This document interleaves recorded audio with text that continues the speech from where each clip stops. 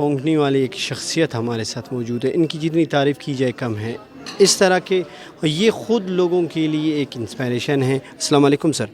وعلیکم السلام. کرامت اللہ صاحب، آپ دیکھ رہے ہیں معذور ہیں لیکن ماشاءاللہ انہوں نے ایک ایسا پلیٹ فارم مہیا کیا ہے ان اشخاص کے لیے جو معذوری کی حالت سے رہے. سر آج کے دن کے حوالے سے آپ کیا کہیں گے؟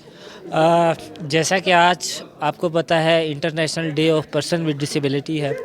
یہ دن پوری دنیا کے اندر منایا جاتا ہے اور اس کا بیسک مقصد یہی ہے کہ معذور افراد کے جو حقوق ہے ان کی آگاہی جو ہے وہ معاشرے کو دی جائے اور ان کو معاشرے کا حصہ بنایا جائے.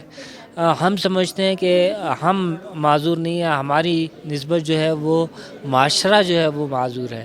تو اس معاشرے کی جب معذوریاں دور ہوں گی تو ہم خود بخود جو ہے ہماری ڈسیبلٹی ختم ہو جائے گی اور ہم ایک اچھے انوائرمنٹ کے اندر جی سکیں گے. سر آج کے چیف گیسٹ ثنا بلوچ صاحب تھے، انہوں نے آپ سب کو کچھ سجیشنز دیے، تو ان سجیشن کو لے کے آپ آگے کیسے کام کریں گے؟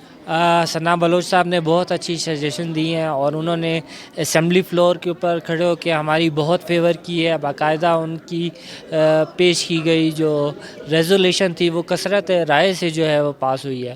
ہم ان سجیشنز کے اوپر عمل کریں گے، ہم مزید ان کے ساتھ کانٹیکٹ میں رہیں گے اور انشاءاللہ پرسن ود ڈسیبلٹیز کے لیے جو زیادہ سے زیادہ کام ہو سکے گا وہ کریں گے.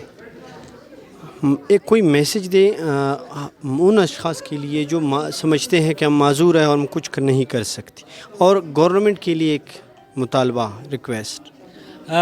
جو لوگ گھروں کے اندر بیٹھے ہوئے ہیں اور وہ اپنی معذوری کی وجہ سے باہر نہیں آ سکتے، تو میری ان سے درخواست یہی ہے کہ وہ گھروں سے باہر نکلیں. ان کا بھی حق اسی طرح جینا ہے جس طرح عام